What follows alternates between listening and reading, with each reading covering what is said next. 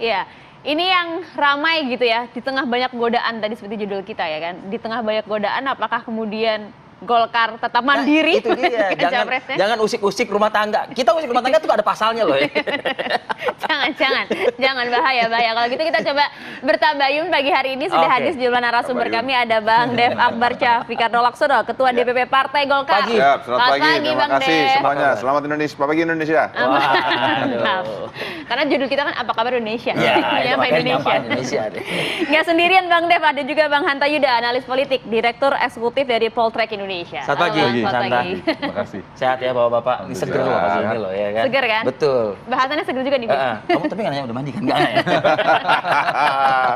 Saya langsung deh ke Ketua DPP Partai Golkar, Bang Dev Laksono. Bang, Ya. Anda berada di Partai Golkar. Ya.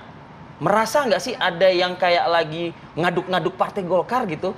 Ya. Karena judul kita pagi ini kan seperti itu, seakan-akan kayak ada yang menggoda gitu loh.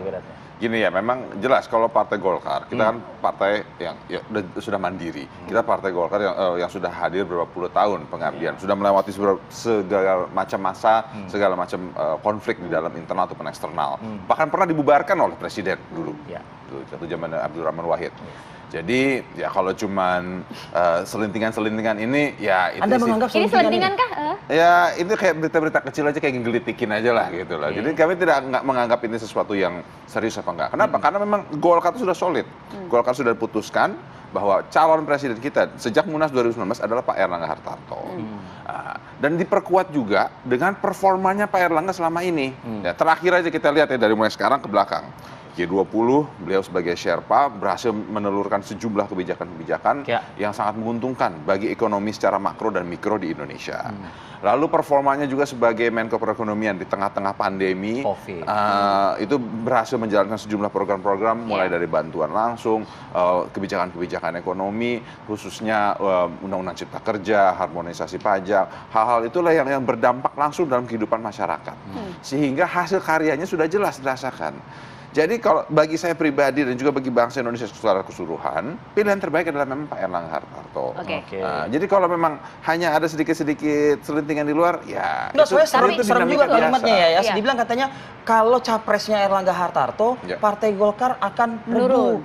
Itu dia. Bahkan disebutkan jika kemudian capres yang mengusung adalah nama lain di luar rumah Golkar, ya kan? Akan elektabilitas akan naik, kok jadi cawe-cawe gitu Bang. Itu sudah terlalu dalam ya, terlalu dalam mengurusi kebijakan internal partai. Dan ini kan baru pandangan dari luar, tidak mengerti bagaimana solidnya Golkar itu dari atas ke bawah. Kekuatan Partai Golkar itu tidak tertumpu hanya kepada satu orang. Kekuatan Partai Golkar itu ada di mana? Ada di seluruh kader di seluruh Indonesia. Partai Golkar itu kita memiliki jaringan sampai dengan tingkat pokar, kelompok karya itu yang ada di tiap-tiap RT RW di seluruh Indonesia. Nah, mereka lah yang bekerja terus mensosialisasikan. Mereka lah yang bekerja terus menarik suara, menjaga suara untuk datang berbondong-bondong ke TPS. Tapi godaan itu ada nggak? Dirasakan nggak di dalam Partai Golkar? Kalau godaan di dalam dinamika politik itu selalu ada. Tapi karena kita itu memang sudah lebih dewasa, kita lebih paham, dan kita lebih tahu lah bagaimana goyangan di luar, kita akan terus berjalan dan tetap solid kepada keputusan kita. Saya geser ke Mas Hanta kok gitu. Mas Hanta, kenapa partai ini gampang banget digoda? Itu satu, ya kan? Lalu kedua, ya kan? Partai mana yang gampang digoda? Partai Bang Dev. Yang kedua, benarkah jika nama petahana, bukan nama petahana, nama capres yang sudah diformulasikan di dalam Munas, bila tetap nama itu, ini justru akan menurun? Iya, saya jawab pertama dulu Mas Arif Adil. Mudahkah Partai Golkar mudah digoda atau banyak orang suka menggoda juga? Itu. Biasanya suka digoda itu karena seksi. Satu itu, karena Partai Golkar seksi, pasti itu ya, betul ya.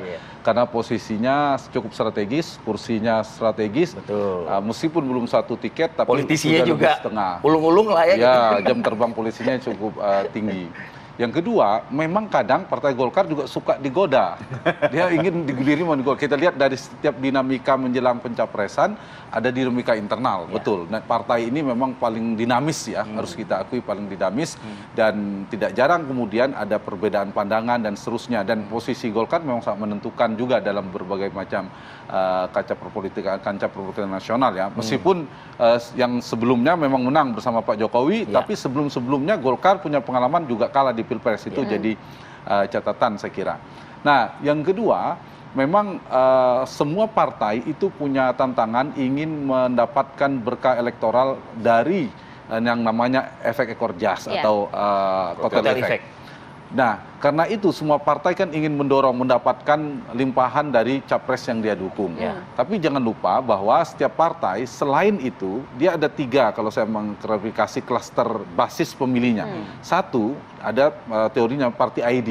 Orang yang merasa teridentifikasi kuat, merasa setia dengan partai. Mau capresnya siapa, mau calegnya siapa, dia adalah Golkar. Dia adalah PD Perjuangan. Ini satu. Kelompok ini jangan lupa, jangan hanya dari kotel efek aja. Satu itu. Betul. Yang kedua adalah dibawa oleh para calegnya. Seperti Mas Dev misalnya punya basis. Mau capresnya siapa, dia ngikut caleg ini. Calegnya Golkar. Kekuatan caleg. Jangan lupa 2 ini. Dan beberapa partai kita belajar tidak punya capres tapi suaranya signifikan di pemilu-pemilu sebelumnya, misalnya seperti Nasdem sebagainya, bukan dari kader partai yang sebagai capres tapi suaranya naik signifikan karena faktor caleg. Jangan lupa itu. Jadi tidak melulu dari situ. Nah, yang ketiga baru teori yang ketiga tadi efek ekor jas didapatkan dari dampak seorang capres yang dia dapatkan. Nah, kembali dari Golkar, memang yang punya dampak itu ini soal namanya brand connection, brand association. Jadi kalau disebutkan nama si A, maka akan orang persepsi adalah warnanya apa? Kuning. Kalau dulu Pak Jokowi adalah merah. Dia membawa pemilihnya yang belum punya pilihan, party ID yang rendah, dia tidak teridentifikasi kuat, misalnya Mas Ari Fadil tidak ke partai A, partai B, dia ngikut ke capres saya. Capres saya ini didukung oleh partai ini. Nah, itu tantangannya. Tapi kalau yang sudah jelas warna kuning, itu rumusnya sudah benar. Misalnya ketua umumnya Pak Erlangga, kuning. Itu jelas bisa membawa, asalkan elektabilitas Pak Erlangga juga kuat daya tariknya. Nah, kalau belum kuat itu jadi PR bagi Golkar. Nah, kalaupun yang di luar ada yang kuat, itu juga belum tentu. Karena dia belum tentu dipersepsikan oleh publik pemilih dia kuning. Nah, itu juga jadi tantangannya. Kalau bagi Golkar dilemanya kalau mendukung yang di dalam warna kuning sudah tersepsi kuat, tapi dia belum kuat secara elektoral, itu juga jadi problematik. Masalah di situ. Tapi mengambil dari luar yang belum terpersepsi kuat warna kuning juga belum tentu otomatis dia membawa. Mas Hanta, tapi pertanyaannya begini, kalau dilihat basis psikologi dari para pemilih Golkar ini ada di faktor yang mana? Ya, kalau dari Golkar kita harus akui dia punya party ID, meskipun semua partai ya, kelemahan di Indonesia itu party ID-nya rendah. Tapi Golkar mau ini kan orang memprediksi bahwa tidak lolos PT dulu ya, ambang batas parlemen. Enggak lah, Golkar mau dinamika sekencang turbulensi, pernah terbelah 2, dia ya segitu-gitulah, turun-turunnya nggak turun-turun amat lah kira-kira. Nggak ambruk gitu ya? Nggak ambruk, sulit, dia partainya kuat, tingkat kemelembagaannya, institusionalisasinya cukup kuat, karena tadi punya warisan masa lalu, punya infrastruktur, suprastruktur, punya caleg-caleg, punya tadi Mas Ari Fadil bilang, politisi-politisi yang punya basis dan seterusnya. Itu saya kira tidak bisa dipungkiri. Tetapi yang kedua, memang setiap partai ingin menjadi pemenang kan, bukan sekedar lolos 4% tadi. Untuk jadi pemenang, untuk menaikkan elektabilitasnya, nah tentu punya tantangan di sana. Nah, kembali ke diskusi kita di antara mendukung sekarang misalnya, apakah ingin mendukung yang di luar elektabilitasnya kuat tapi masih dipersepsikan warna merah sekarang ini, atau yang di dalam yang sudah warna kuning. Itu tantangannya bagi Partai Golkar. Jawab dulu lah kalau gitu, Bang Dev. Kenapa nih? Ya artinya nih mau tetap on the track dengan yang ada sekarang, atau ingin semakin memperkuat sebagaimana dengan analisa Mas Hanta tadi dengan pihak-pihak yang dari paling tidak mempertimbangkan. Meskipun belum otomatis ya. Nggak gini, kalau misalnya pembahasan strategis itu tentu nggak bisa saya jawab sekarang. Itu harus ada keputusan secara internal yang di atas. Tapi pemikiran analis politik tentu kan menjadi pertimbangan. Tentu kalau menjadi pertimbangan selalu menjadi masukan. Karena Golkar itu kan partai yang sangat dinamis dan sangat demokratis. Terbuka. terbuka. Kita selalu mendapatkan masukan dari sana-sini sebelum kita membuat suatu keputusan yang besar. Apalagi kita bicara kalau soal pencapresan itu adalah KIB. Ya, KIB kan sudah tambah besar lagi karena pembicaraan sudah dengan partai-partai lain. Nah, memang banyak statement sana sini, akan tapi keputusannya belum diputuskan. Nah, kapan diputuskan? Nah, nanti pada waktunya yang tepat. Ya, itu semua selalu menanya sama saya. Akan tahun ini atau kapan nih Bang? Tahun ini udah mau habis. Sebelum jadwal ya. Yang pasti sebelum jadwal. Kan, jadi hilal belum tampak. Karena baru September. Jadi dan ingat kata-kata yang luar biasa dari Presiden, ojo ke susu. Jangan tergesa-gesa.